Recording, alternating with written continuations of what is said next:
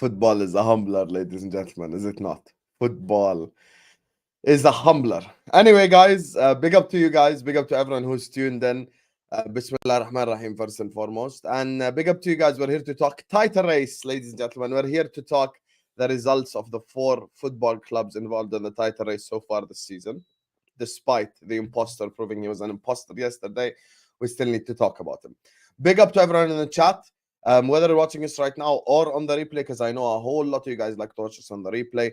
Please don't forget to hit the like button. Don't forget to subscribe to This Is Football if you're yet to do so. Every single person watching us right now or on the replay, please don't forget to hit that like button and subscribe to This Is Football.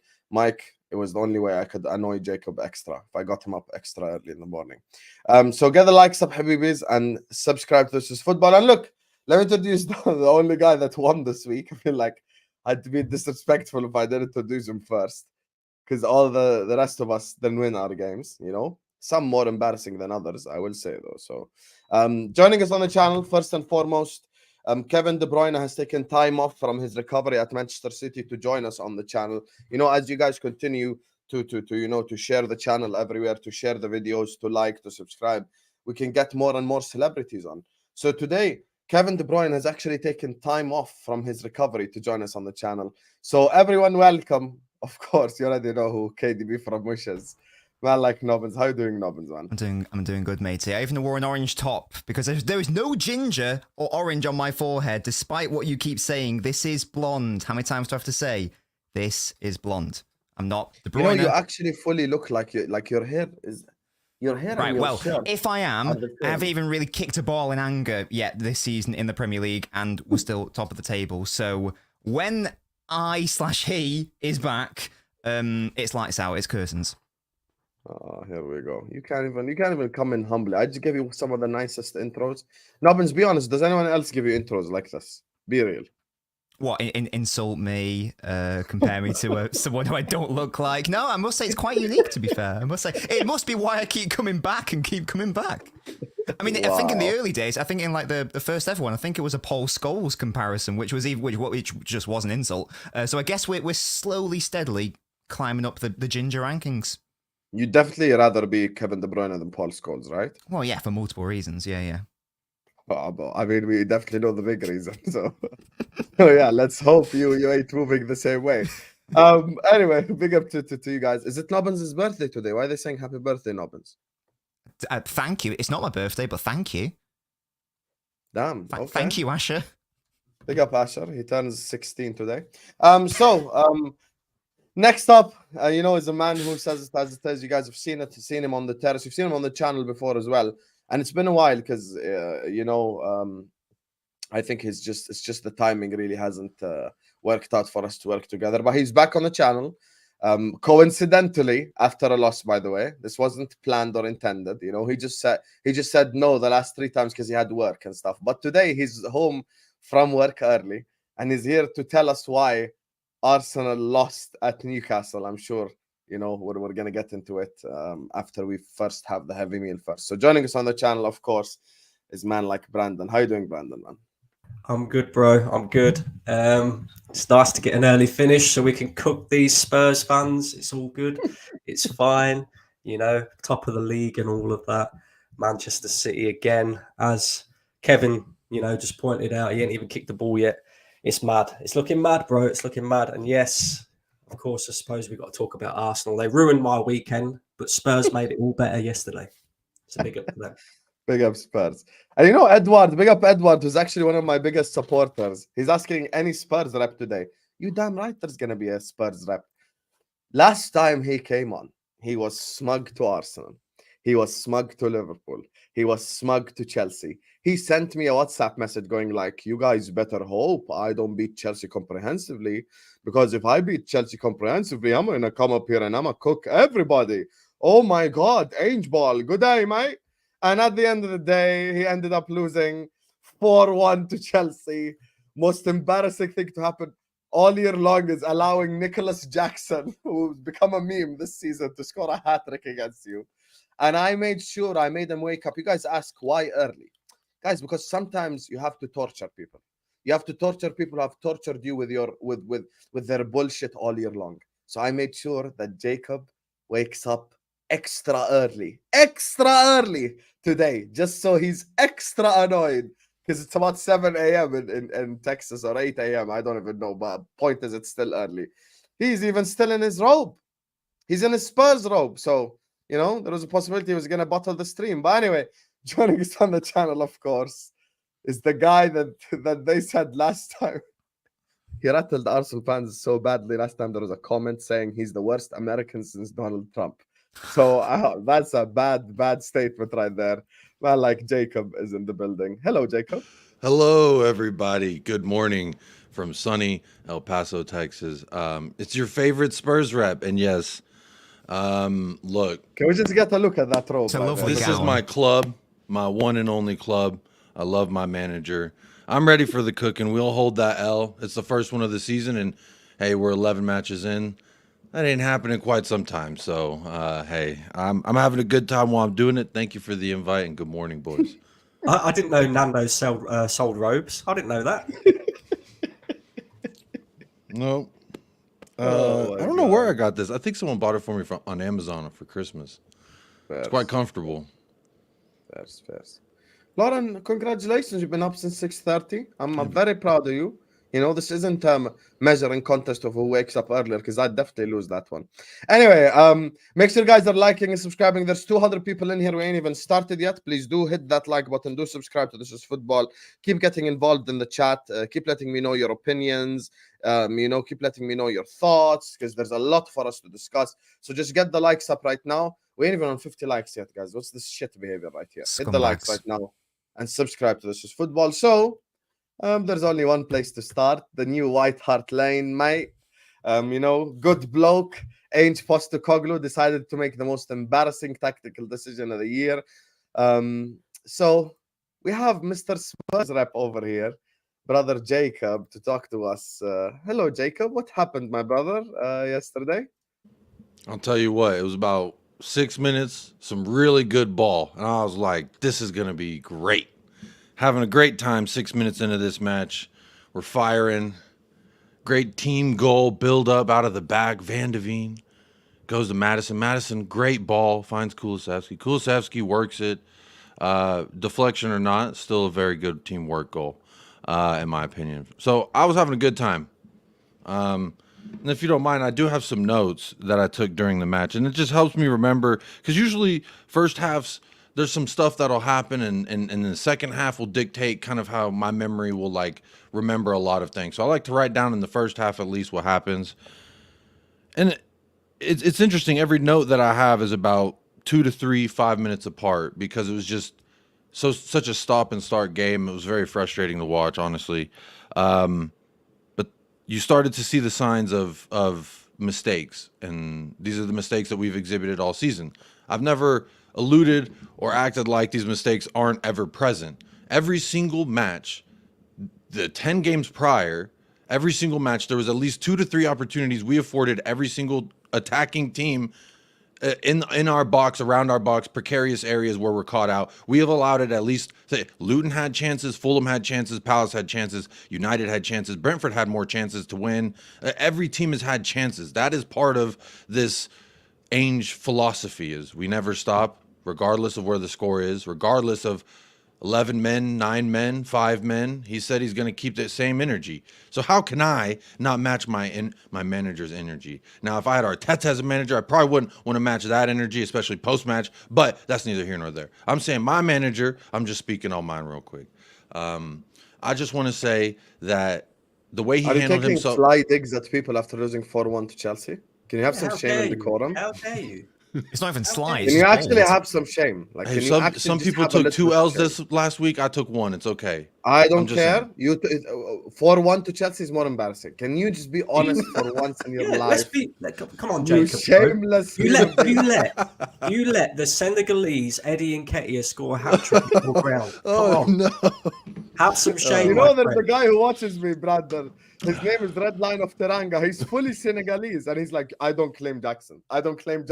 He's actually a Senegalese fan, like fully Senegalese and stuff. He's like, I don't claim Jackson. You cannot take sly digs today. A don't side act like note. a smart ass, Jacob. Today, there's nothing to be smart about. You lost 4-1. Can you Okay, explain to okay. me what the hell happened yesterday? Yeah.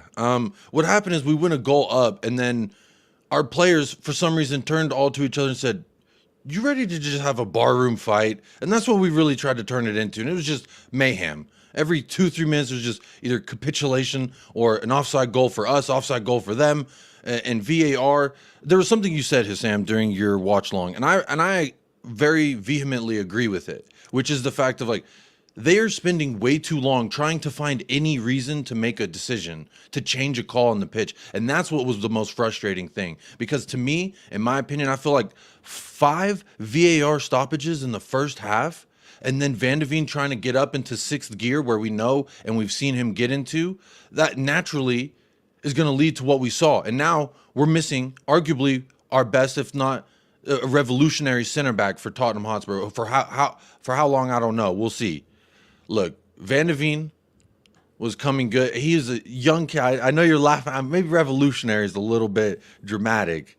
Maybe there's too much honey in my coffee. I thought don't you were know. talking about Romero being revolutionary. That's why I had. No, to I was talking about Van de Ven because we've lost him now for the suspensions aside. Look, I'm going to keep the same energy I said with Liverpool and every other club. I never give credit or I never blame a ref for a decision.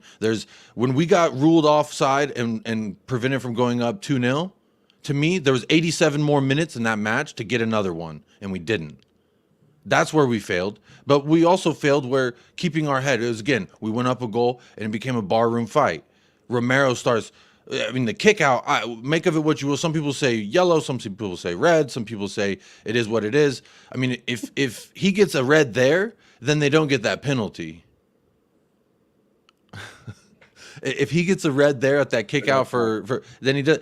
I'm not excusing Romero, and I've gotten up here and I've defended Romero to high heavens about everything because I love him and I love his passion.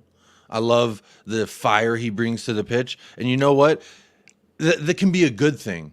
But sometimes you have to control the burn. In farming and a lot of things out here, when you burn the fields, you have to control the burn or else it gets out of hand. Then you have a. And speaking of control the burn, playing a high line, offside trap, with Romero with Romero out, Van de Ven, the revolutionary center back out, Royal and Dyer in there. How much of a controlling the burn was that? Or are We you never going to give stopped, me the mate. whole? We never We went stopped. down swinging bullshit. Is that what you're going to tell me? It's Go not. on. You could call it bullshit. You could call it whatever you want. I don't care what package you decide to put it in that makes you feel better. I'm telling you what it is. And the man went out on his laurels, and I'm not going to be upset with that. I'm not. I mean, I know a lot of Spurs fans are. Some Spurs fans, but I think the majority of match day going fans felt pretty damn okay with what happened because they saw a team, 9 men, and remember the Alamo. I know a lot of people out. They teach y'all that abroad. Did they teach you about the Alamo out here in San Antonio? It was about. The only Alamo I know is in GTA 5, to be honest with you. It was a That's big the only element thing of I know the about Civil the War, Alamo. I think, wasn't it? The Alamo? It was part. So during the Spanish-American War, that was an area in which the Spanish were trying to take and Americans were not trying to give.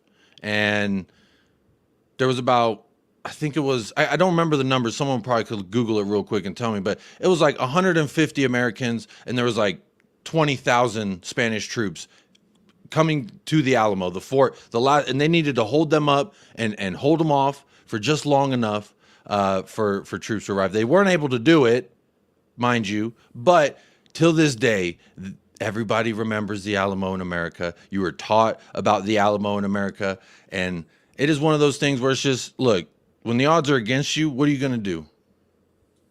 And for me, personally, you could call it, naive. You could call it the worst tactics, or is that what you said? And you can call it whatever you want. I call it stupid. Yeah. Hey, go ahead. It doesn't bother me what Suicidal. anyone want to call it. To me, I saw a fight and 9 players that went out. I saw Emerson Royale playing a center back next to Eric Dyer, who I've gotten on my platform for over a year and said, I need this man out of my club. I hate him. I treat him like worse Harry Maguire. So and he went out there and he actually showed fight. Like, how am I supposed to be upset when we got our first loss? And yes, we did make mistakes. I'll tell you how you should be upset. Usually I'd let Nobbins and Brandon speak first, but this Tottenham, has been getting on my nerves. I'm going to destroy your Alamo argument as well. Big up to Tyler Jones, first of all. W's in the chat for my guy Tyler Jones. Big for up the big Tyler super chat. Jones. Big up to you, Tyler. Big up to you, man. W's for my guy Tyler. What a guy, bro. Big up to you. He stopped spending all his money on foreign women across the world, and now he's back spending it on this is football. Big up to you, Tyler, my brother. Thank you so much. W's in the chat for Tyler. Thank you so much, man. I appreciate it, and I'm humbled by everyone's love and support.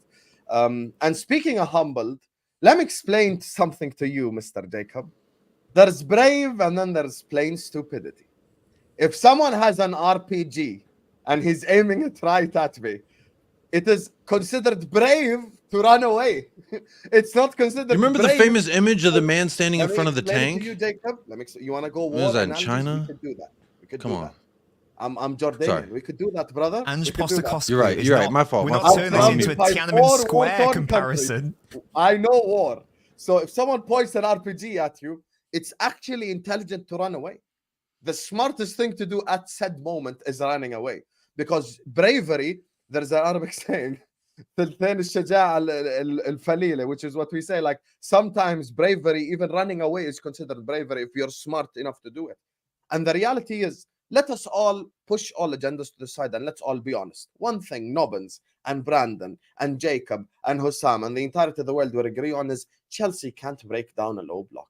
That's something that every single one of us have heard. This is null and void. This is null and void. This is pointless. Jacob, this is pointless. Let me, have you heard what Ainge has said? Moment. Sorry, I'm muting myself again. I apologize. This is an educational moment because when I had 9 men, I showed you how it should be done. So anyway, yeah, you did. You scored an own goal game winner. Thank you for that. Shout out Joe Mata. And look, we got Plodus and you're getting roasted, so it's different. So all you had to do was park the bus because there's one thing Chelsea has, it's space. That's literally the only thing that forward line has is space. They cannot score goals. They can't do shit, and it almost became a training pitch exercise of counterattacks. And I don't even think that's an exaggeration. Like keep the line, you guys. Yo, dink it over the top. One winger gets it and just slashes it to the forward. And by the way, if Chelsea had like 10% better forwards, like I'm not even gonna say 50 or so, if they just had 10%, Eddie Nketiah, what's his name? Brandon called Jackson earlier on, the Senegalese Eddie Nketiah. If they had Eddie Nketiah up top, he'd have scored 5 goals because at least he could find the back of the net if given a chance. So I'll be honest with you guys. I have zero sympathy, and I stick by my tweet. I don't want to hear from you. Don't need any sympathy. Don't care. I stick by my tweets. 1 second. Let me just make my statement. I stick by my tweet. Ainge keeping a high line in that scenario is the stupidest managerial decision of the season. And that's did you see the still photo as well? Where they're all lined up on the halfway line, like they're about to do the 100-meter relay. They're playing a 0-0-9 formation. Yeah. It was hilarious. It was actually a 0-0-1-7, I believe it was. Sorry. You're right. Yeah. But that's okay. Hey, it's semantics at this point. To quote a really great movie, Sam, I love what you had to say, but to quote one of my favorite movies, The Big Lebowski, that's like your opinion, man, and I disagree with it. Look, everyone has different ideas of what they think people should or shouldn't do. No way you're pulling an egal right now. I don't know what an egal is. Can you at the end of the day, it's your opinion. That's egal right there. Well, I would never include a sod statement as well. At the end of the day, look, but legitimately, at the end of the day, this is going to be a learning experience for Ainge Postecoglou. Yeah, look at that. They're all like milk bottles lined up. Do you know what I mean? All like milk bottles lined up. It's mad. It's crazy. Oh, this man talking about milk bottles. Idea of the century. You should be upset. You should be saying this is a disgrace. You need to keep the same energy of your manager. You need to say this is a disgrace. That's what you need to say. It's cool. Be honest though, right? There's high lines and then there's high lines. Like, I don't understand why your players was on the halfway line. Like, drop back at least 5 yards. Whether we're, you know what I mean? I hear you, and all of everything that you're saying, that the Spurs fans who are upset with Ainge for what he did, what you were all saying, I hear you. I understand. I understand why, because that's like the most rationale move, right? That's the ideal thing you should do when in this situation. But my point being is, Ainge Postecoglou is not gonna do what other people should do because it's the rationale thing to do. He's going to do what he wants to do. And at the end of the day, I'm a fan. I'm going to sit up here and I'm going to say I back my manager. So how can I not keep the same energy fine. whenever he Yeah, does yeah, something right like to call that? him wrong That's as well. fine, but right, even the best managers in the league, even Pep Guardiola, right, who's known for attacking football and all that, if he goes down to 9 men, he moves his back line back by at least 5 to 10 yards. Even if he wants to play the high line still, it's not as high as what it has been. And like your players' stupidity stood there on the halfway line. Like you're gonna catch Chelsea players offside or something. That's crazy. It really is crazy. Play the offside trap. Try to catch. I mean, at this point, I You just ended up trapping yourself, though. That's the worst part. You just trapped yourself. The issue You made is Cucurella, like, come on, man. And the thing is, as well, is Husam's right. The only thing that Chelsea's attack can offer is pace. You was up against that Ukrainian Bolt playing that high line. Like, that's suicide. Come on. Literally, they call him Ukrainian Bolt for a reason, because he's quick. That's it. Yeah. Like, he's just quick. look. I'm going to put it this way: since for a long time, since we have been seeing, at least with Tottenham Hotspur, we've seen that with 11 men sitting back and just bring us the pressure. And we'll see if we can catch on the count.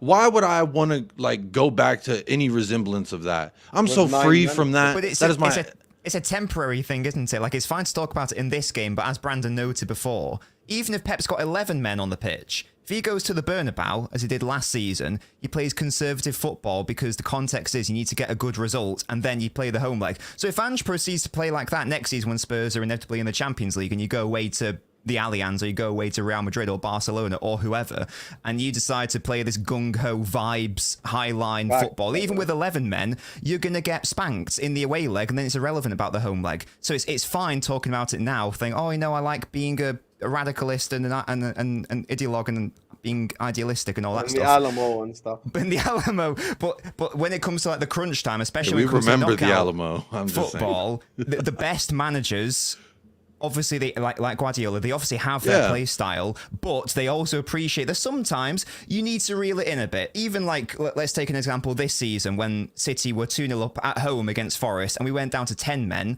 And we backed off and we allowed Forest to have the ball because we had a 2-goal lead. The City fans created a siege mentality of, you know, celebrating tackles, that sort of thing. Because as fans, you understand the context of the match. That's what Spurs should have done. It was 1-1. Like, they had 9 men in like the 70th minute or whatever when it was 1-1. It's a London derby. Spurs fans would have gotten behind their team if they camped it out and just saw out the game, and they would have been celebrating every single tackle as if they scored a goal. That's not how we play. And then that's fine in this moment, but as I say, if and Ange touched it after his interview where he said, doesn't matter if I've got 5 players, I'm going to play that way, you will not win the biggest honours with that mentality. Even if you have the best players, Guardiola does not play like that because he appreciates that sometimes you have to look back on your, reel in your philosophy in the context of a game. As I say, the prime example, Bernabeu last season, 1-1, and then at home we battered them 4-0. Got to the next round of the Champions League. That's how the best managers do it. I'm not even gonna. I hear you. I do main character syndrome, but I remember, I swear, when City came to Anfield, like it was 3 years ago, I think it was 1920 or 21-22. Yes. Pep Guardiola played conservative football. The reason, Jacob doesn't know what's about because he got battered the 2 previous visits to Anfield. He tried to do what Ange did, and he got spanked 3-0. It was basically 3-0. So Hussein, wouldn't you say that was a learning opportunity for your manager and for your project? That was a learning opportunity, an opportunity to grow. Some people say mistakes are, the sign of a fool. I say mistakes are the sign of a man trying to grow. And if my man can't come in here and make a mistake or two, and without the fan base and rivals losing their shit, I understand everyone's all excited because Spurs finally lost. But like, you seem to be talking about it as if you're happy this happens, if you want it to happen next time. And Ange talked about it when he said, if we have 5 players, I'm still going to do that. So he hasn't learned his lesson. I would put it this way. you can still say, like, you can still go out there with the same mindset, but apply it differently and hope for different results. That's why he's saying that. We're not going to change the way we play. He said the same for any opponent that we've had. When Arsenal was coming up, when Liverpool's coming up, they're asking, do you change the way that you're playing because you've been conceding opportunities to all these clubs that you've played thus far? He said, we don't change for anybody. I don't care who we're playing, where we're playing. We don't change for anybody. Will you sing a different tune if you go to the Bernabeu and get pumped? Sorry, I'm trying to understand what Hassam's doing over there. Is he conducting an orchestra or is he playing an I air can't believe violin? he's giving us a kumbaya story. You know what it is, Nobbins? Me and you understand because you can't do this shit against Vinicius. Hey, watch. He just Next doesn't time, get it. He if just this doesn't get happens it. again, You know, Jacob, let me tell you something. Yeah, Let me tell you something as a Champions League specialist. I'm in the Europa this season, I know, before anyone makes a smug joke, but I am a Champions League specialist because I've been there the last 5 years and I've made it far in the competition. If you do that, even with 11 men, as my brother Nobbins has just explained to you, if you do that even with 11 men against a forward line with Vinicius in it, or players like that in it, you're going to get absolutely annihilated. Now, I understand what you're saying. Hear me out. I understand what you're saying. You want to go down fighting and shit. But once again, there's going down fighting and then there's pure stupidity. okay, if we go against Real Madrid and Vinicius, we're going to lose anyway, no matter what we play. I don't know what you're talking about. Not necessarily. You might draw the away leg, or you might only lose by one goal. If we played Real Madrid tomorrow, y'all are actually trying to say that regardless of if we camped out or if we played out and forced their hand, you're saying that regardless, we have a chance to beat Real Madrid. That's what y'all are saying right now. Yes, everyone has a chance to beat everyone. What the hell? This is You're only football. saying that because Luton gave you a little spanking on the behind this weekend. Come on. But that sort of proves his point, though, doesn't it? But a 1-1 draw. I said a little spank on the behind. I didn't draw it out. Come on now. You're such a fraud. Anyway, let me just go to these. Hey, just like my team, I'm going down swinging. I don't care. I actually think Hassam's being reasonably kind here because when you look at the two games, right, don't you just think that this game was poetic justice for the Liverpool game? Because even when you look at the red cards, the Curtis Jones red card, exactly the same as the Romero one. The Diego Jota second booking, exactly the same as Udogie. It was like poetic justice. It was like the football gods had turned around and said, nah, we ain't having that. What does that have to do with anything, though? Yeah. What I haven't said anything about the Reds other than that was a beautiful moment, right? No, I'm just saying it was beautiful. By Brandon. It was lovely. It was lovely to watch. Yeah. I'm really glad. You know, I was speaking with another Arsenal fan. Shout out TJ Warren TV, and he was telling me how excited and happy he was, and his mood is better now. And you know what? If Ainge Ball can make your mood better, ain't that just what it's about? Chelsea. I love watching Arteta. I love watching him squirm out in a press conference talking about this is a disgrace. I love that. It actually feels so. I'm glad you're getting some joy. I get some joy out of watching y'all lose as well. Has anyone? And you lost twice this week, so thank you for 2 doses of it as well. That's cool. That's cool. Has anyone seen Lewis as well? Because I could swear to God there was somebody in the crowd with a sniper rifle. The way that Van der Ven went down with his injury. Do you know what I mean? I just got this. You're actually making fun of a guy pulling his hamstring because of a stop and start game in a cold environment. That's what you're saying right now. No, I think it was Lewis. You're gonna take the piss. You're gonna take the piss out of a young man who's how old are you? He's probably younger than you are.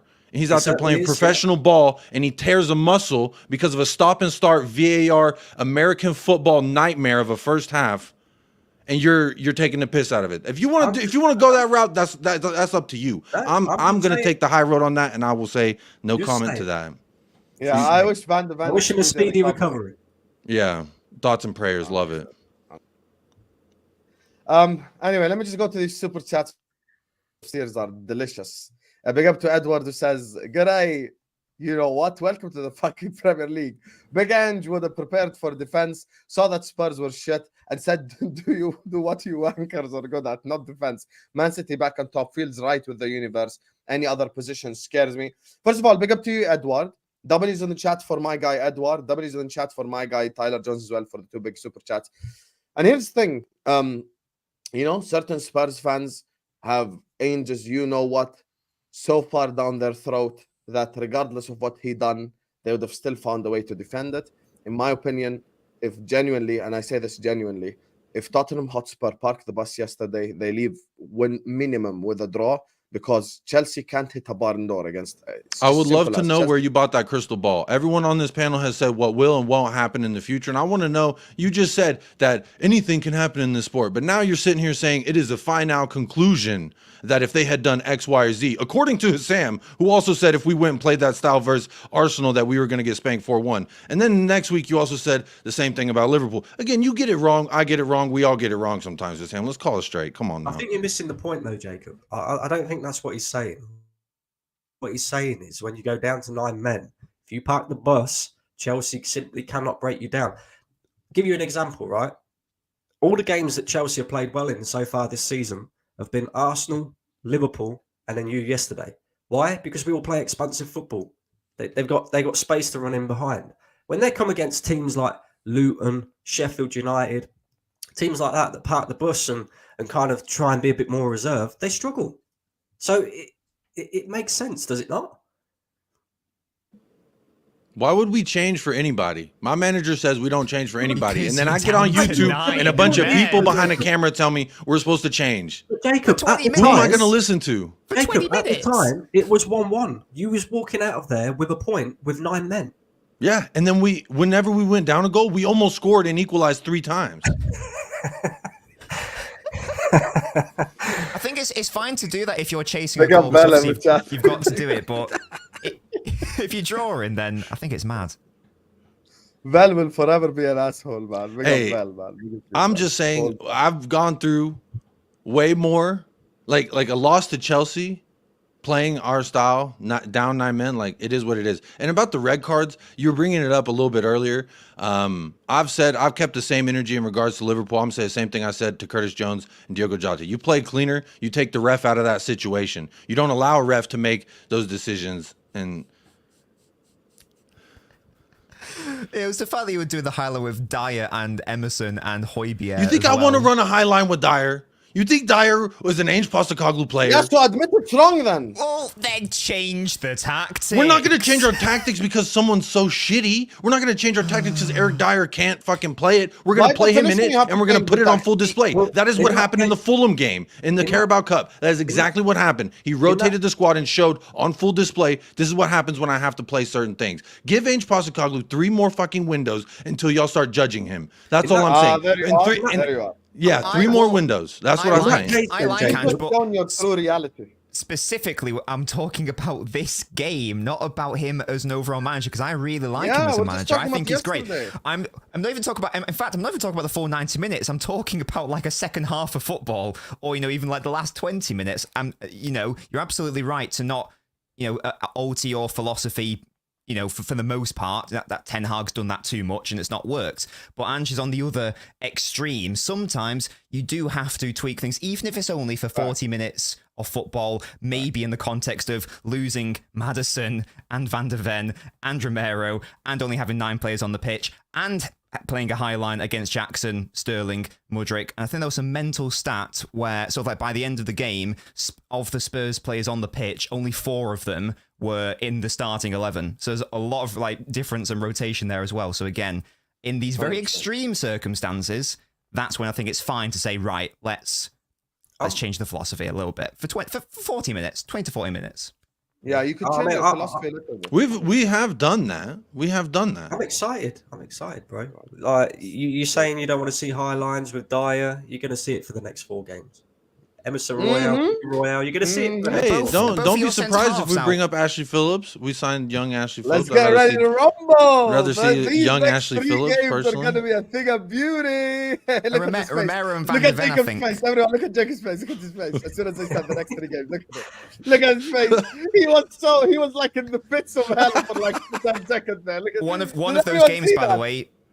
One of those games, by the way, is at the Etihad, so there won't be any Van der Ven or Romero at the Etihad. I mean, yeah. I mean, Holland didn't score versus Eric Dyer last year, but that's neither here nor Oh, there. there you go. Oh, He do wasn't not- That's playing a 'cause we high line can't- last year, though. But that's a not metaphysical tempt thing. fate, We Jacob. just Do can't not score at your tempt fate. stadium. This is at the Etihad. Different game. Exactly. Do not tempt fate, Jacob. Anyway, let me just. No, talk I've about already the said. City. They're actually. I think City does score at Tottenham Hotspur Stadium. I think you're losing to Wolves next week. Never mind City. Forget City. You're losing to Wolves. Anyway, All right. because they did beat City. You can't even say anything. Big Hey, up to shout out to Pirates. That- Midlands. Romero foul was worse than Jones. Romero was intent to hurt Enzo, plus playing highline instead of defending your ground is mad from. It wasn't Ainge. intent to hurt. It wasn't. He was clearing the ball. Okay. It was a foul. reckless clearance of the ball. So watch the replay again. Whilst we're on this, though, can we just have this conversation again, Jacob? Because I very, very vaguely remember you being one of the Spurs fans who said that Cristiano Romero is as good, if not better, than William Saliba. Can we clear that one up? Well, by clear it up, what do you mean? William Saliba is levels above Cristiano Romero. You know that. Face. Look at him. Look. He sounds like a guy who cheated and got caught. Look at him. What? He just said, what do you define as cheating? That's what he just said. What do you define as cheating? That's what he just said. Hey, you know, Brandon, the answer that you want to get, you're never gonna get it publicly. You're never gonna get it publicly. So I don't think I don't think it's emotionally stable for him now to give that answer. But completely agree with you, Pirate. And speaking of Pirate, there's another Pirate. We're on live support and still made them blame the refs. I'll be honest with you. I'm someone who's big on blaming refs because I think they all suck. I don't blame refs ever, so but just saying. But yesterday, they actually made decisions in Spurs' favor, if anything, because Udogie and Romero should have been sent off 40 minutes before they were sent off. Then it would have been interesting to see a highlight with 9 men for 80 minutes. Can I speak on the ref?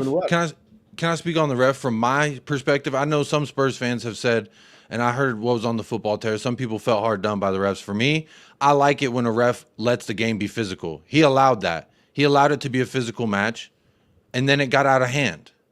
And that's just one of those things. When you let two young boys start roughhousing, eventually it's going to get out of hand. They're going to start punching each other. And so it's like, that's kind of what I saw that as. And the ref, I thought he had a good match. He let it go for them. He let it go for us. Udogie took an elbow straight to the face. He let it go. Romero kicked out. He let it go. Like, there was things. I'm not upset with any of the calls. Again, I always say the same thing I said about Liverpool. You play cleaner. You stay in the game. You don't allow the ref to come in and make a decision on a 50-50 or whatever. Clean yesterday. That's the problem. Can I ask you another By the way, question? you yourself just said it. You said it. Say that first part again. You said we turned it into a bar fight. You yourself said it. Yeah, we did. Yeah, it was a mistake. Jacob? Is it on the manager for Udogie getting sent off? Because obviously he was on a booking. He decided to send him out for the second half, knowing he was on a booking. Is that on the manager? I look for anything. I look at our bench, and there's not another natural left back. So Ben Davies, he's injured. He was not in the lineup. He was not in the 20. So Emerson Royal left back. He is a right back, who played center back, and he still played. Well, yeah, because at that point we just had to. Hojbjerg even dropped back a center back too. Which shout out Hojbjerg. He did save a goal. Look, it could have been an 8-1 yesterday by the way that we were playing. That's how we were going at it. It could have been 8-1 if it was somebody else that the Senegalese. Is he Senegal? Did you say Senegalese Nketiah? Senegalese Eddie Nketiah, mate. I love that one. Nketiah at least is good when it comes to finishing. Like, I generally believe he scored so many goals yesterday. So yeah. Anyway, big up to Mr. Link, who says he's been managing for 20 plus years. He's not learning facts. He's been doing this philosophy, mate, for the last 30 years. So it ain't gonna change. It's not the Scottish League, bro. It's not the Scottish League. Yeah. There's no Kilmarnock.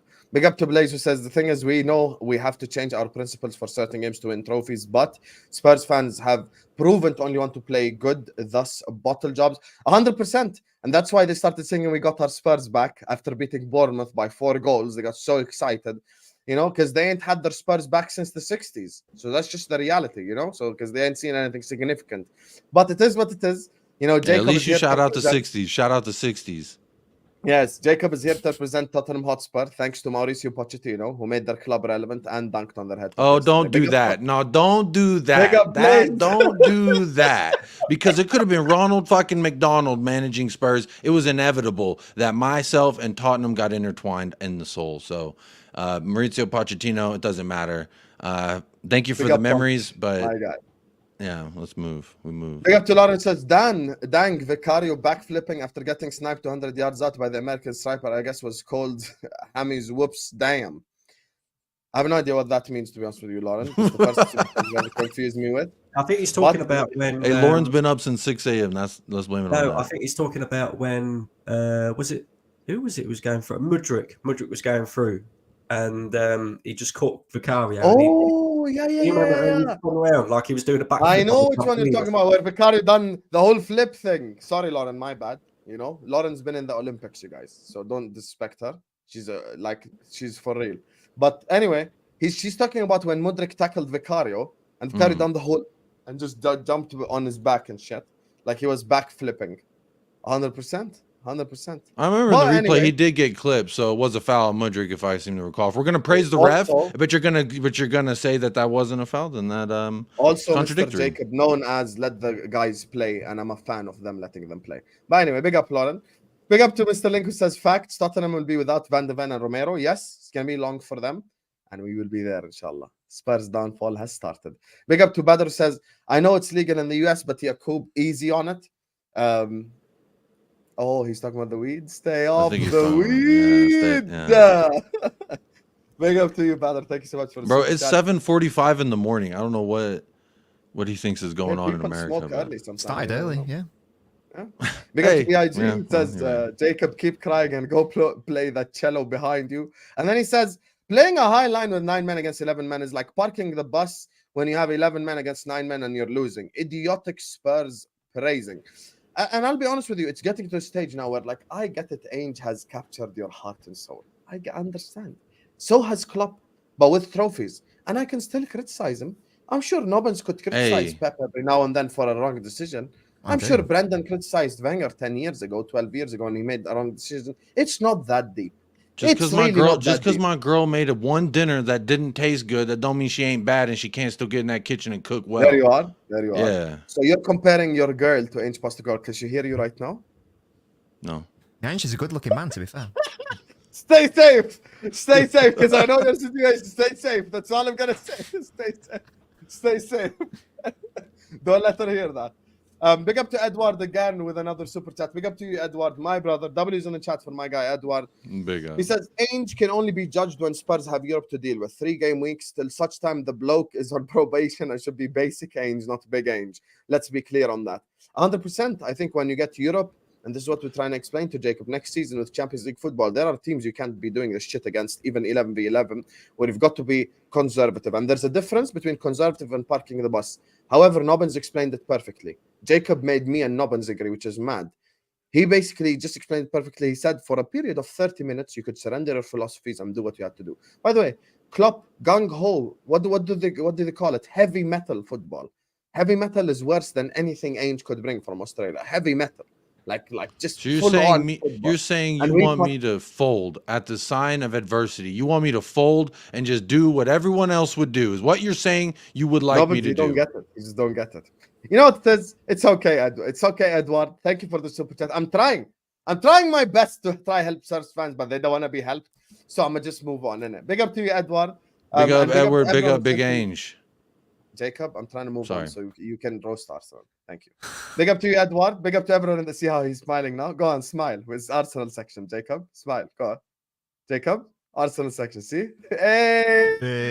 Hey. Anyway, big up everyone in the chat. Big up to Tyler and Edward as well for the big donations today. Big up to you guys. Big up to Link. Big up to Joseph. Big up to Pirate and CFC Pirate. Blaze, Badr, and BIG for the super chats. Big up to you guys. Thank you guys so much for all the love, all the support you guys have shown me on this channel. You guys have been absolutely elite. Pirate says, Hussam Spurs fans comparing Nunez to Miss Jackson. Hey, I saw that, and I'll be honest with you. That's an own goal because Jackson is an even bigger meme, and he scored the hat-trick. So, Yeah, they had to make the goal Yo. 350% larger for Jackson to make that one shot that he had. Are you talking yeah, about that's the pretty. one against Bournemouth, was it? I think it was at the Vitality. Yeah, I think it was. He had a open net and just shot it way over the goal. It was quite hilarious. But look, what I will say is, you know, hey, if it's not at a comedic level that a guy scored a hat trick and yet everyone's still angry at him for being so bad, that's kind of fun, and it's a little ironic. So I kind of like it. 100%. 100%. We got big games. Hey, I like that. Actually, send me that. Can you send me that, Hassam? I want that photo. Actually, I want I'll that send one it right to there. you. I'll send it to you. All right. Big up to you, Val. Look at this guy. Just get to keep roasting this fraud, right? He's like in love with Ainge at this point. He just compared him to his girl. You're It's lucky I crazy. can't whip out the victory kangaroo right now. You're lucky. Yeah, but you know why I can't whip it out? Because you lost. Big up to Faisal who says, actually, I'm going to leave that to the Arsenal section. Thanks, Spurs, for making LFC and Arsenal fans happy this week. They are in the mud.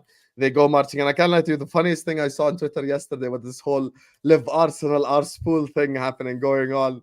And, you know, it's hilarious. And look, I love the fact that we both are kind of shithousing Spurs right now. And I'm here for it, to be honest with you. Faisal says, Partey is the reason why we were good last season. We're going to discuss that in a second. Yeah, hopefully you don't big get up to you, Real Madrid Faisal. in the Champions League. Thank you for the super chat. Anyway, 400 people are in here. Everyone right now, hit that like button. Everyone right now, subscribe to This Is Football. Everyone who sent in a super chat is going to get a shout out at the end. Big up to you all for the love. How many likes are we on? Guys, we're at 150 likes. We want to get to 200 likes ASAP. Hit that like button right now and subscribe. And there's another place to go now. We will take a train from London all the way to the north. And we're going to go to Arsenal Newcastle, ladies and gentlemen.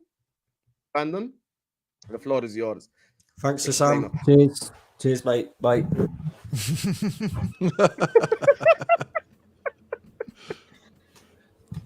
on, explain. Wow. Do we have to? Can we not just stay on Spurs all stream? Can we not just do that? I wish we can, but unfortunately, we've got to discuss all things. Where do you want to start then, Hussam? Where do we start? Hey, it's up to you, you're an Arsenal fan. Arsenal fans. Let's start with Arsenal fans crying about VAR. Yeah, maybe the goal shouldn't have stood, but we didn't do enough to win the game. So what difference does it make? It's like Yaqub saying earlier about Arteta in his press conference, moaning about it. What was he hoping for? A draw? Is that what he was hoping for? You know, we've got Arsenal fans out here as well saying Kai Havertz had a good game because he made a few 5-yard passes. Is that what the standard is now? Jesus Christ. Do you know what I mean? Jesus Christ on a bike. But that tells me everything basically that I need to know about where we are. And we ain't winning anything this season, I'm afraid. I know you backed Arsenal to win the league, Hassan, but that ain't happening, my friend. Damn, you've given up already? Well, we made some huge errors in the transfer market. We let Granit Xhaka go. Cool. He wanted to leave the football club. I'm not saddened by that. I wanted him to leave anyway. Obviously, we brought in Declan Rice, but we just don't. We lack a bit of fluidity in midfield now. We don't have an 8 that can do that Granit Xhaka role. We don't look as fluid going forward.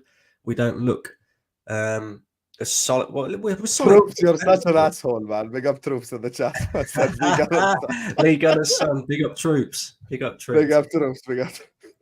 But no, we're not fluid. We're not fluid going forward. We don't seem to be able to get our attackers in the game. Saka and Martinelli seem to have quite, died a quick death pretty quick.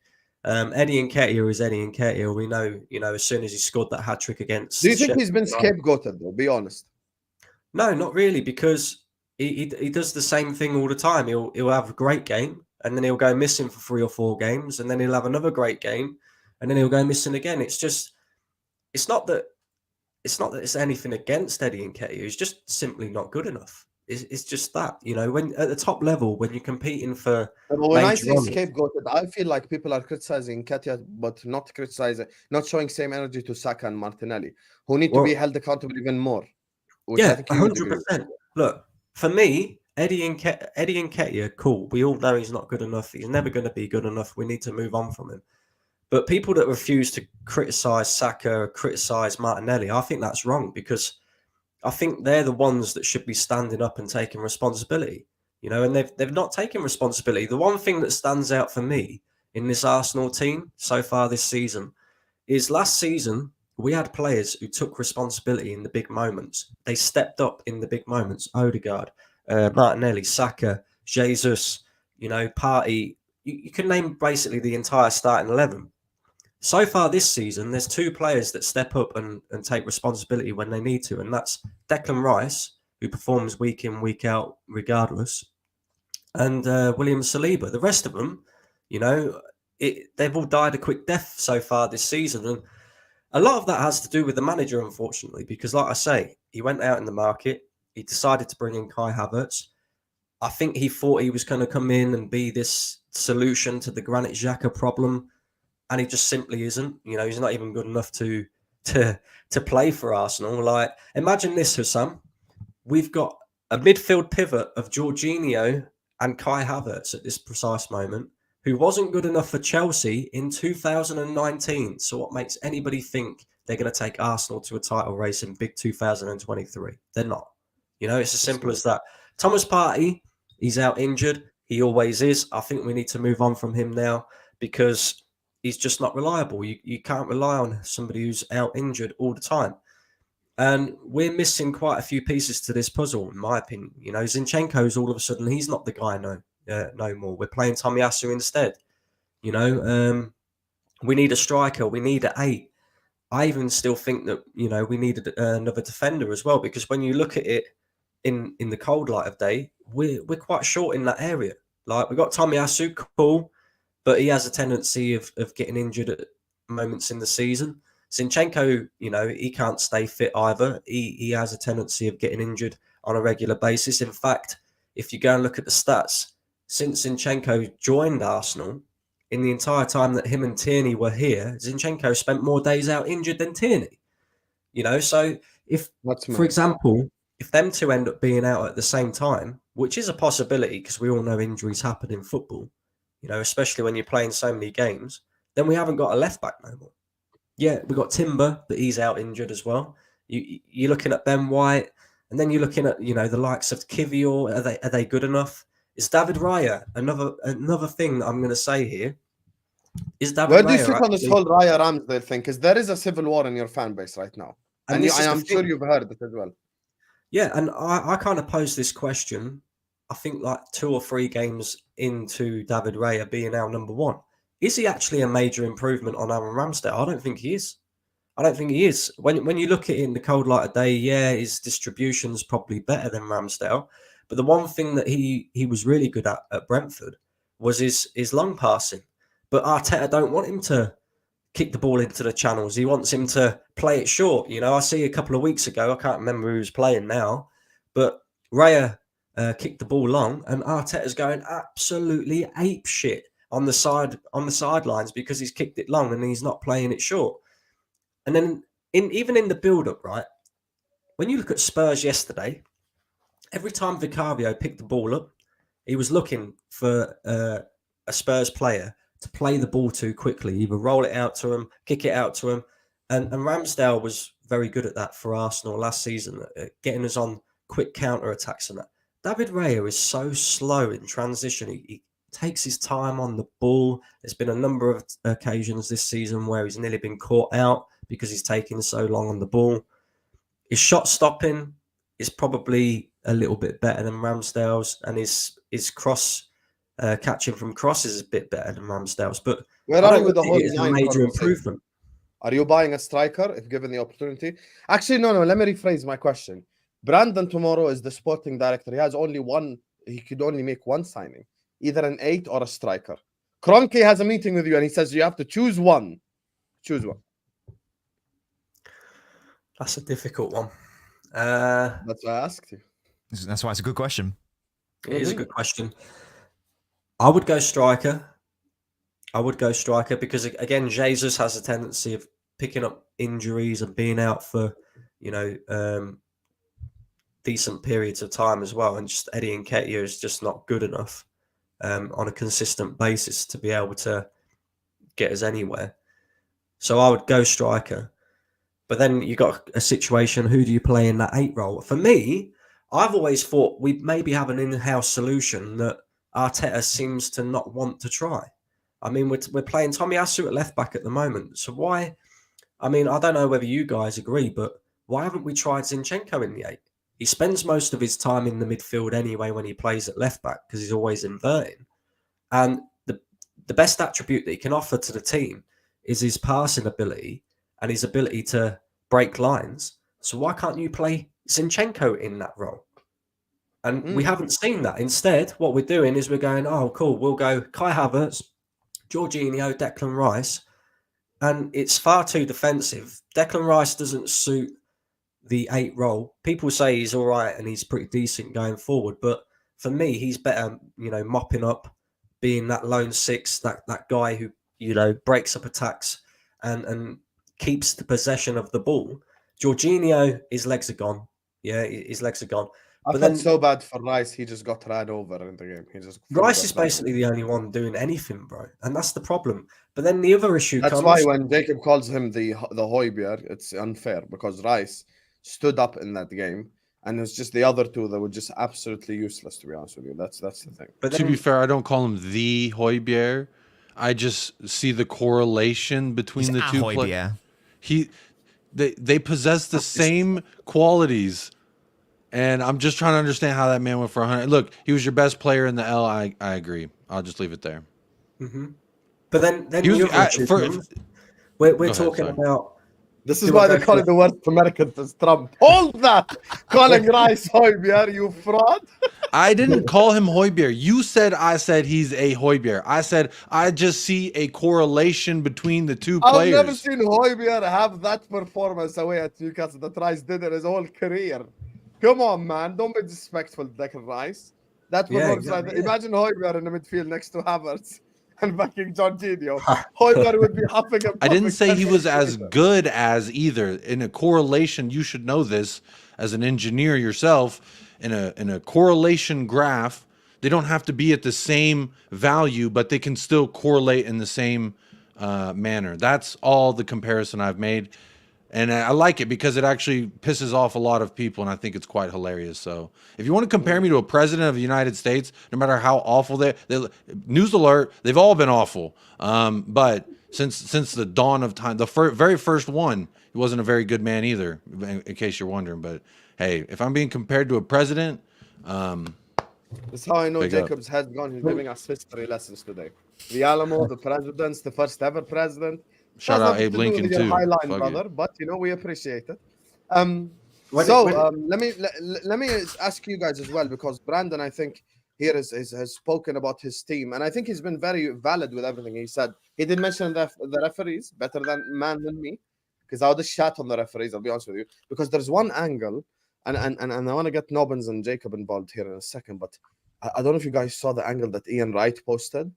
If anyone sees this, I like. We're so lucky we're actually doing football YouTube right now, because if I posted it in any other context, no one would believe this is a football picture right here. Look at this. There's no way this ain't a foul. Like, there is no way. Like, I have to pause when I do this. Like, look at this. This is the thing, right? That goal shouldn't have stood. I don't care. I've done worse in a nightclub. But we didn't do enough to win the game anyway. Like, it's pointless. Yeah, okay, we'd have come away with one extra point. But in reality, we're in our 4th season of our 5-year project. We should, and this is the thing, right? People sit there and still say we can win the league. Let me debunk that right now.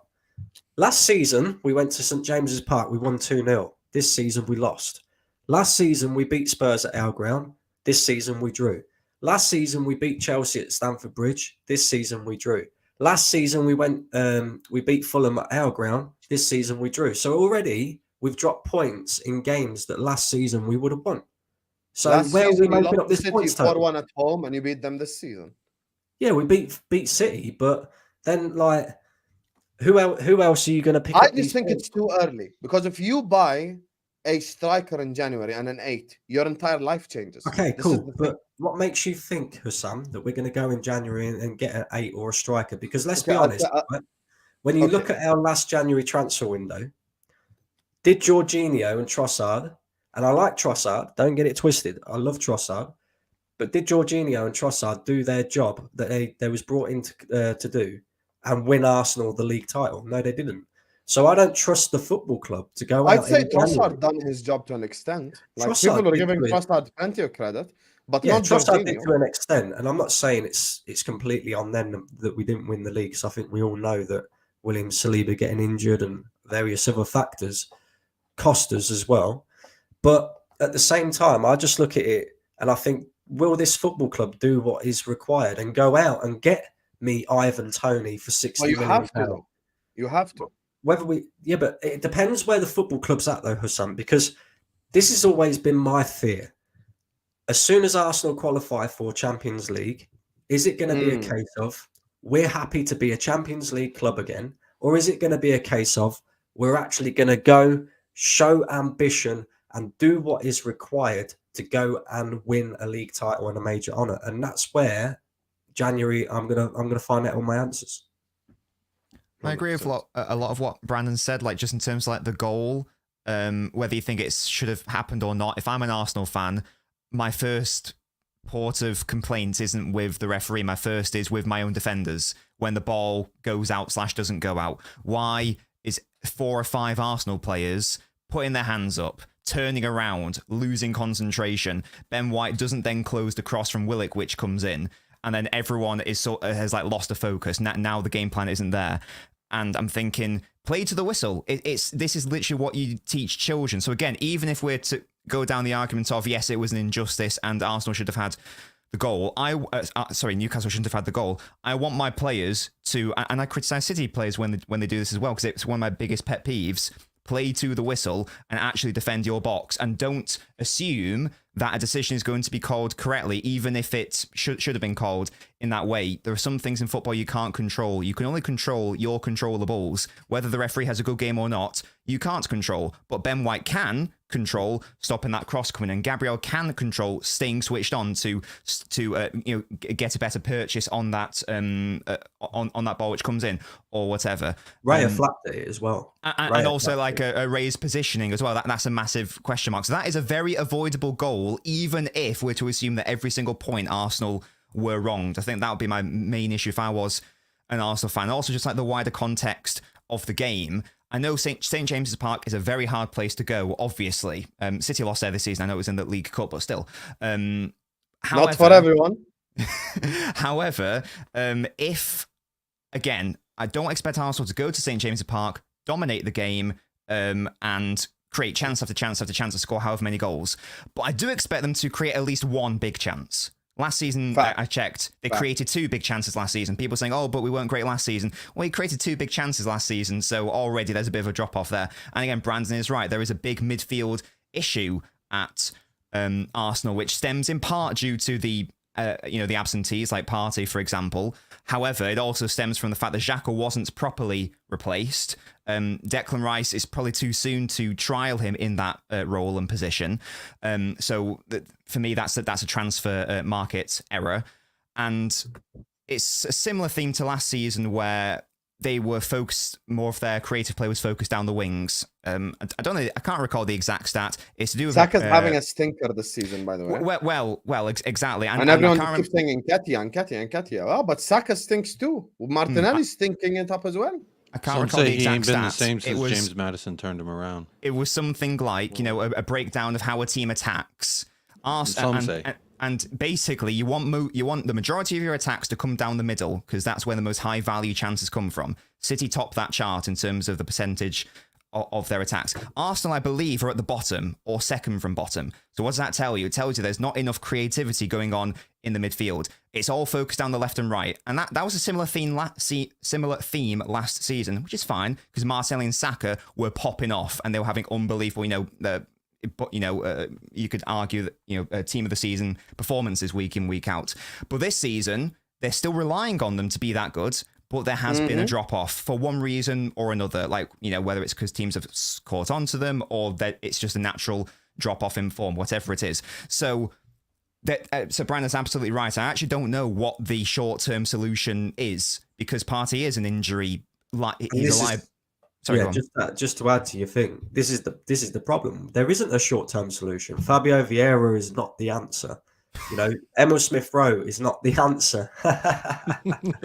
Emil Smith Rowe is not the answer. We haven't got the answer in that role. Well, you're an asshole, man. And the reason why we have to go out and get a striker is because, like you said, Saka and Martinelli, Odegaard as well, so far this season, they've been stinky. And the thing that helped Arsenal last season, because everybody said, oh, you don't need a striker. You scored 88 goals last season. Why? Yeah, because they were shared all around the pitch. But if you've got 3 or 4 players that are not performing to the level that they was last season, all of a sudden your goals are drying up. And then just real quickly before you continue, Nobbins, on the manager, right? Because this is my biggest problem. And I believe that as far as I'm concerned, we won't win a major honour with Mikel Arteta as a manager. Because for me, He's a very good coach, but he's not a good manager. And people get that twisted, right? But the manager's there to win you games and to win you points as well. Every single game, regardless of who we're playing, regardless of what the score is, regardless of whether we're winning, losing, drawing, doesn't make no difference. I beg you all to clock watch on an Arsenal game, and I guarantee you every single game, this man shows up like prime Arsene Wenger and goes, 70th minute, I'm going to make a substitute now. He's never proactive. He's always reactionary to every single situation. And it pisses me off because I think you've brought this 25-man squad. You should be getting better out of this 25-man squad. This is your investment. You wanted Kai Havertz. You wanted these players. You wanted to give Reece Nelson a new contract in the summer, but yet you can't trust him to give Bukayo Saka a break, so we're continuing to play him even though he's not performing and he's not fully fit. It just doesn't. It's mind-boggling. It makes no sense. I agree. He's actually spitting. I mean, I'm listening.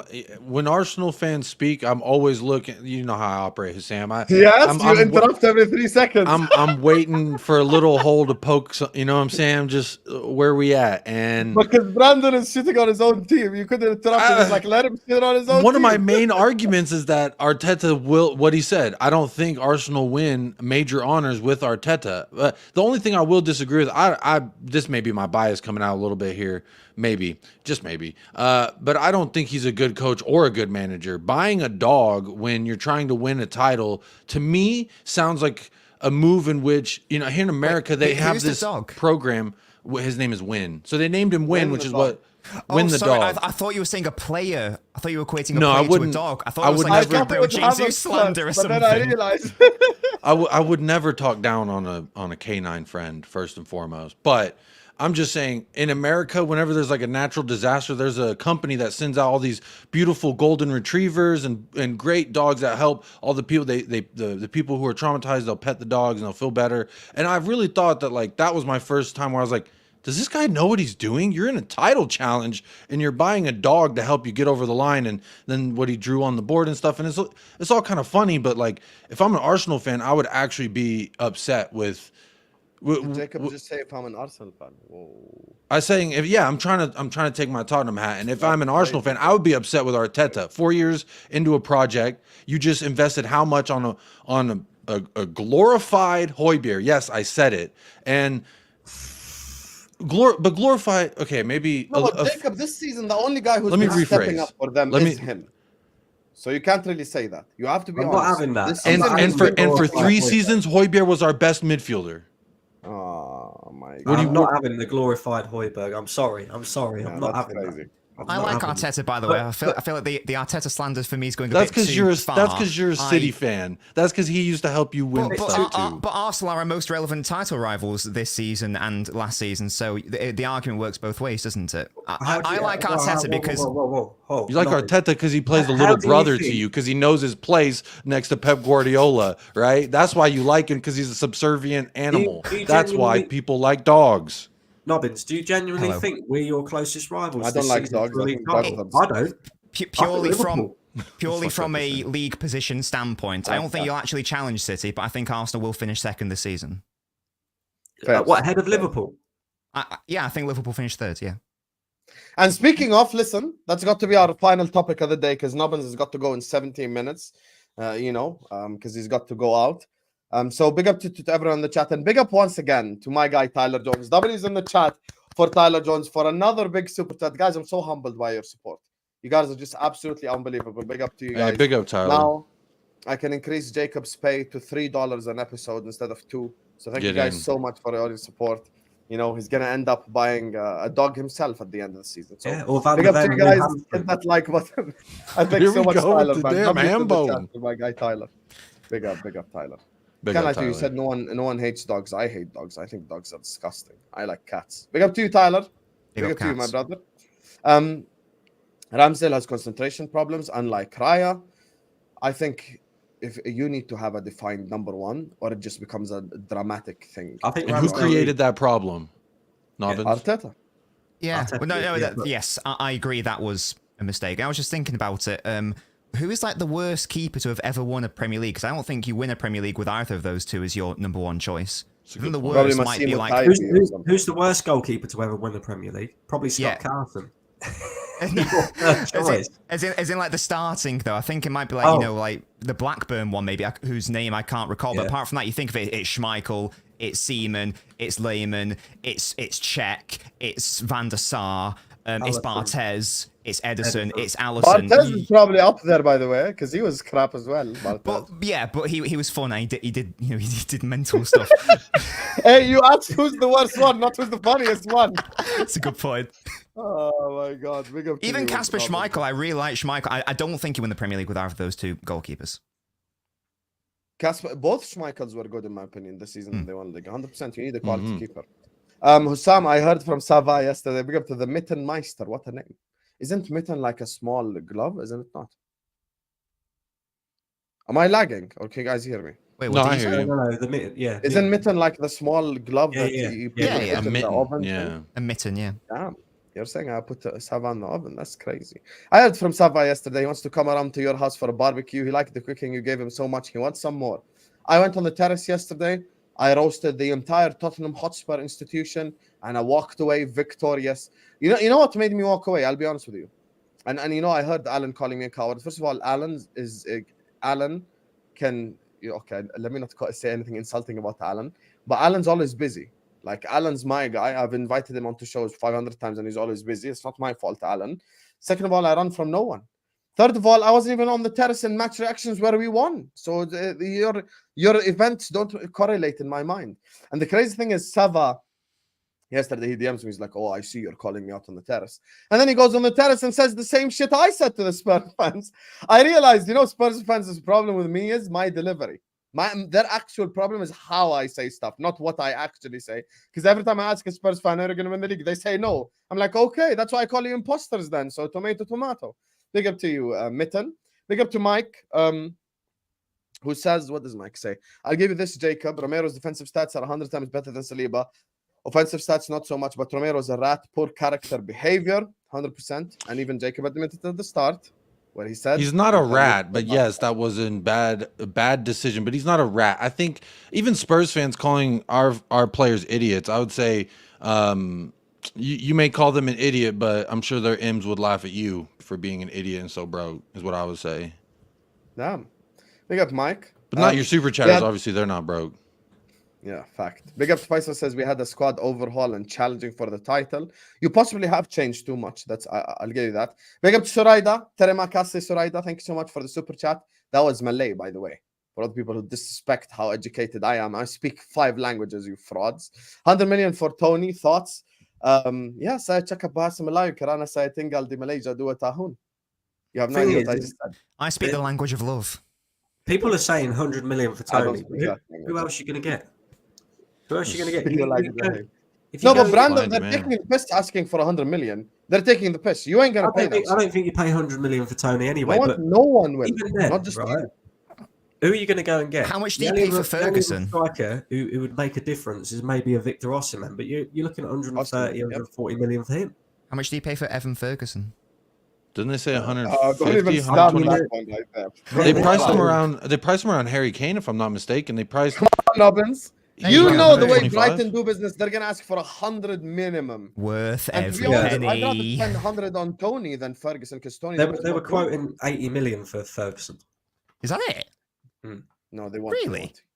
Brandon, you're too smart. You know the Brighton guy. You know they ain't gonna say yes to 80 million. Yeah, exactly. 150 million Caicedo. We're so lucky McAllister had a release clause, or we'd have never seen him in a Liverpool shirt to begin with. But yeah, thoughts is my honest thoughts. Brentford taking the piss. Big up to James who says, "Lucky you have disrupted the timeline by being on top of the Premier League, and Mobius had to prune you." I see Jacob smiling, which means your analogy made sense. It didn't make sense in my head because I don't watch any of this fantasy shit. But big up to you, James. I know who Loki is. That's Thor's brother. That's what. And that, I don't watch Marvel as much as I know. I don't watch DC. I don't watch any of this hero shit. You know why I don't watch it? Because every time it's the same ending. The hero kills the bad guy. I get it. I'm not gonna spend 2 hours watching this shit right here. Big up to you, Tyler, once again. W's in the chat for my guy Tyler. Big up to Faisal says last season was in memory then, Brandon. The only reason we renewed the contract is because of FFP. He doesn't have money like Chelsea and City. I think he's talking about Arteta there. Load of rubbish. What a load of rubbish. I think Arteta spent a similar amount in his first if however many Arteta- years to what Pep did, to be fair. If Arteta wanted another winger, he would have got another winger. Arteta's been given pretty much everything that he's wanted since he's been Arsenal manager. You know, he didn't have to renew Reece Nelson. It was just a cheaper option. And look what it's doing, right? Because at the end of the day, again, it all comes back to who chose to do that. Mikel Arteta chose to do that. So then why doesn't he trust to play him when we need Bukayo Saka to have a rest? Because he's not performing. And that's the question. Like, even when we played City, right? Saka was out injured. And rather than playing Reece Nelson, we decided to throw Gabriel Jesus out there. That tells you everything that you need to know about how much he trusts in Reece Nelson. Do you know what I mean? Big up to you, Faisal. Who would Nobbins prefer, Doku or Grealish? I think Nobbins has been asked this probably more than like, what's a question you get asked a lot? Like more than how are you? You know, I think he's been asked that more than how are you his whole life. Has anyone told you look like De Bruyne? That one, that's up there as well. Nobbins. By the way, Nobbins' answer is political answer, which all City fans give. Some games may be Doku, sometimes it may be Grealish. That's it. Exactly. I like. Why not both? I like both. Yes. Let's not create a civil war. Real happy for you. American fans should stick to NFL, not football. And it's not soccer, it's football, says Pirate. And I love you how should he stick to says Hooked that on Pirate with Phonics, American Pirate. dollars as well. Like, Yeah, Pirate he should said that stick to Hooked on American Phonics, dollars. learn to spell before he starts wasting his money, is what I would say. Said that with American dollars as well, Pirate. I love you, bro. Yeah, That's bro's American breathing dollars American right air. there. Yeah, get in. I love it. That's USD right there. Big up to you, Pirate. Hey, big up anyway, for the super chat, even though it was fucking lame.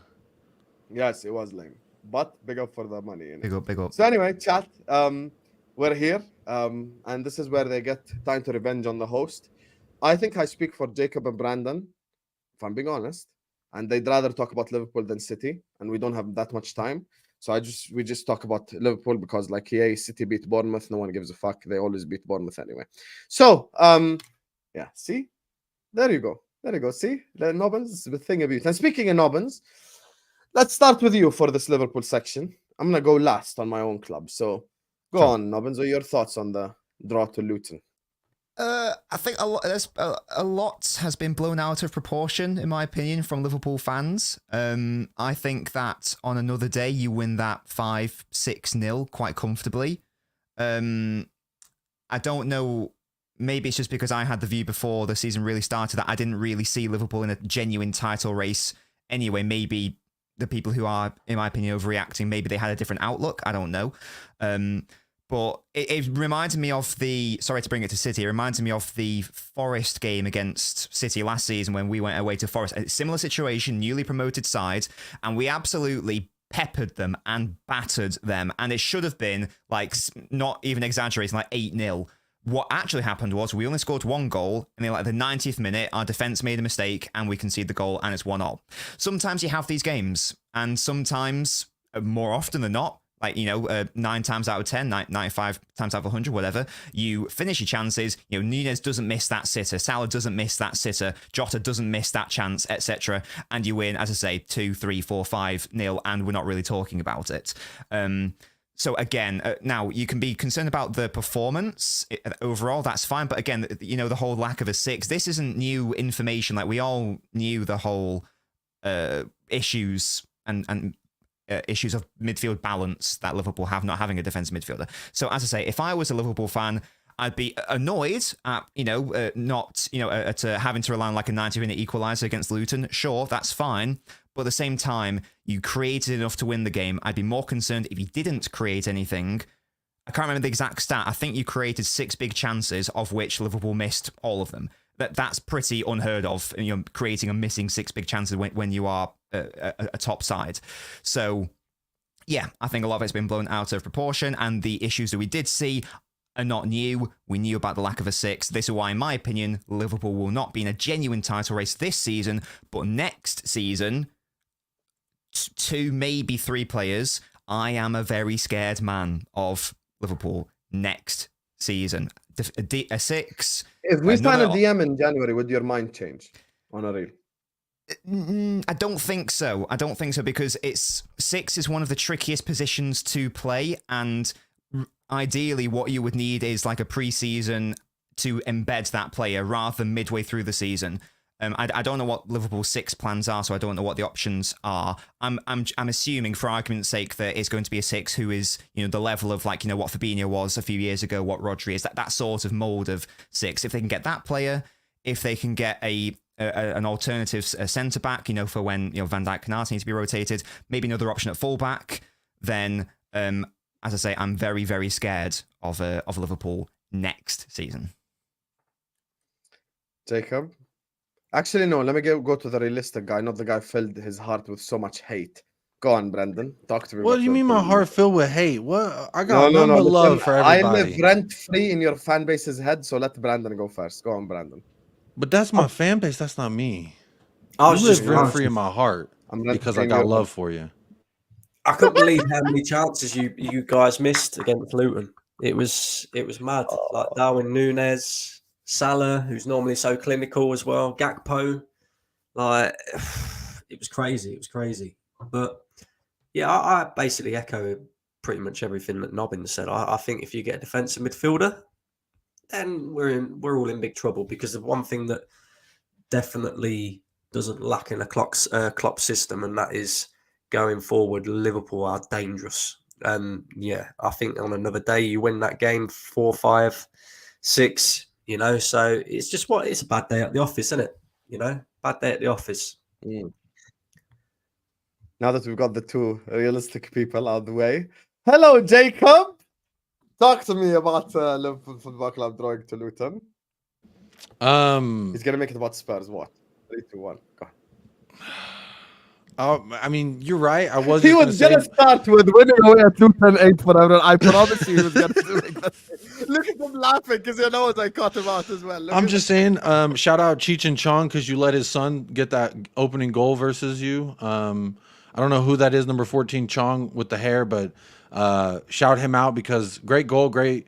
Look, they had opportunities that entire first half, I thought, versus Liverpool. I think Liverpool went in there a little bit underestimating, much like Hussam does with everybody, just underestimates, disregards based on the name, location, and your GPS location. But look, I want to say this, like I've always said, the sign of a well put together. Maybe some. Hey, shout out the chat. Y'all are hilarious. I'm reading y'all bantering me. It's absolutely hilarious. It's a lot of fun. Some anger towards Jacob, but I love the rest of you. Like, what? Hey, Mr. Link. Yeah, you know what? I like a little jalapeno in my hamburger, if I'm honest, but that's just me. So again, Liverpool, I think this is the kind of result you can get. Is just you need at least one moment of brilliance to get something out of it, and I thought you did that at least twice versus Newcastle to get a result when things weren't really going your way. I've always paid respect to Liverpool. I just LOL at Joel Matip and Diogo Jota and Curtis Jones. It's just a little LOL, but I have a lot of respect. I think I've predicted Liverpool to come in second and actually do challenge for the title race.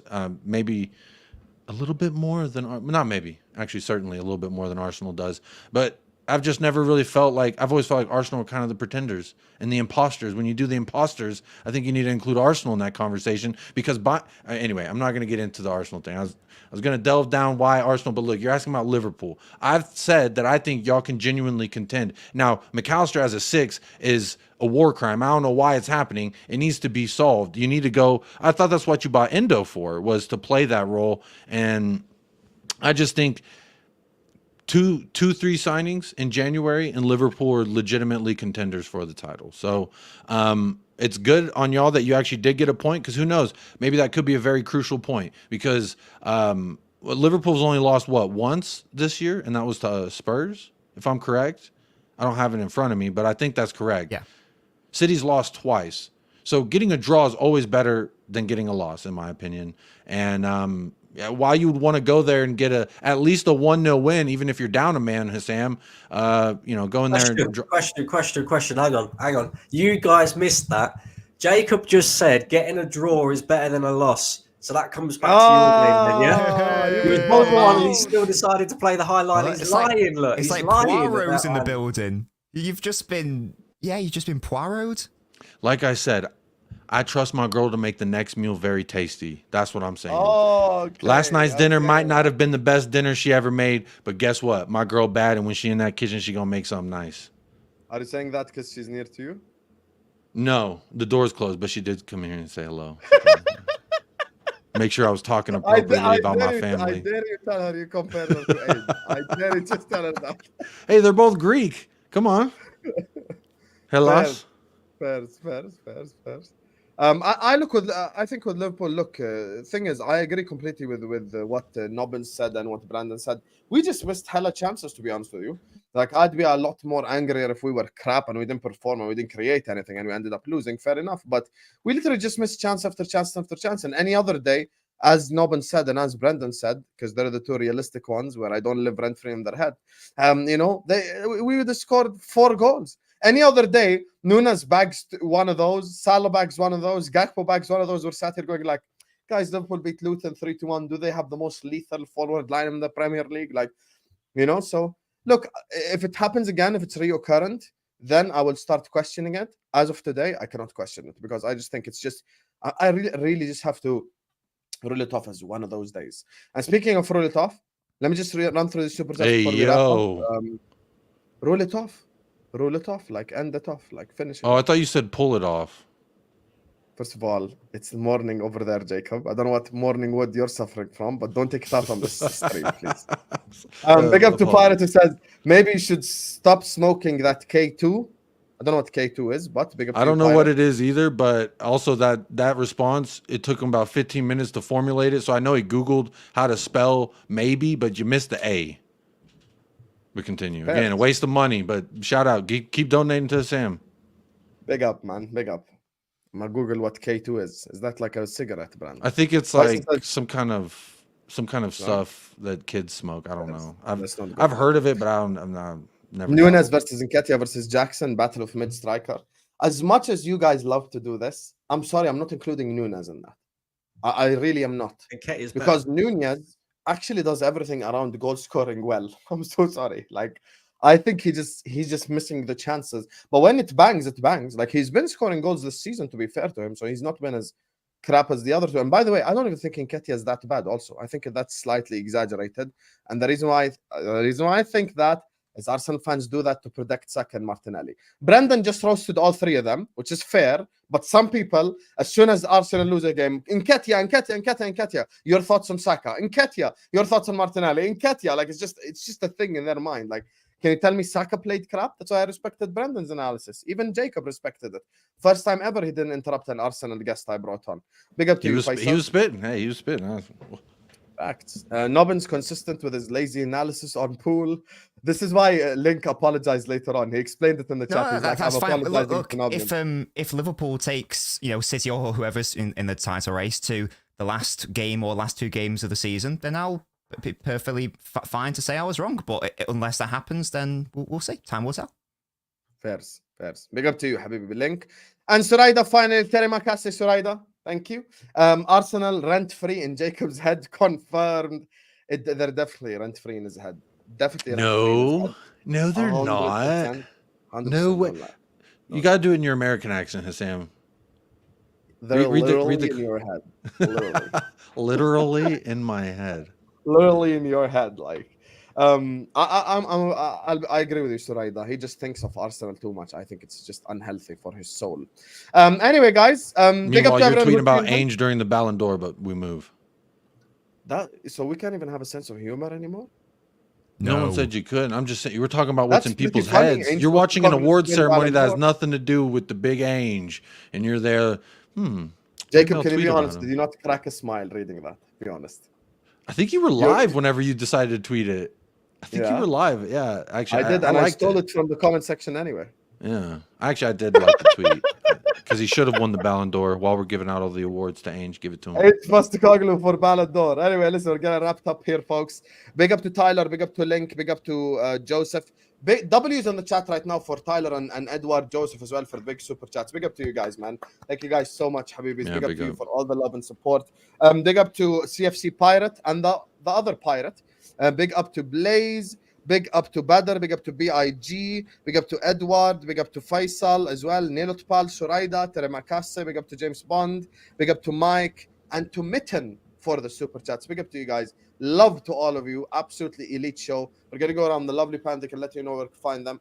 Because I know sometimes you guys are lazy bastards. All their channels are in the descriptions. Like you guys love to do this shit where you're just lazy and you just don't want to type it out. So let me give you a quick tutorial because you guys are just a bunch of lazy, you know what. So this is you watching us right now. Just hit this X, hello volume button. Hit this X right here. And then you click here. Then you click here. And you see all three channels are there. Nobbins, Hello. boom. Subscribed. See? L Wee. Nobbins. I'm a fan, Look at that. despite him being an asshole to me all the time. Right here, Brandon, subscribed. Boom. True Gunners TV.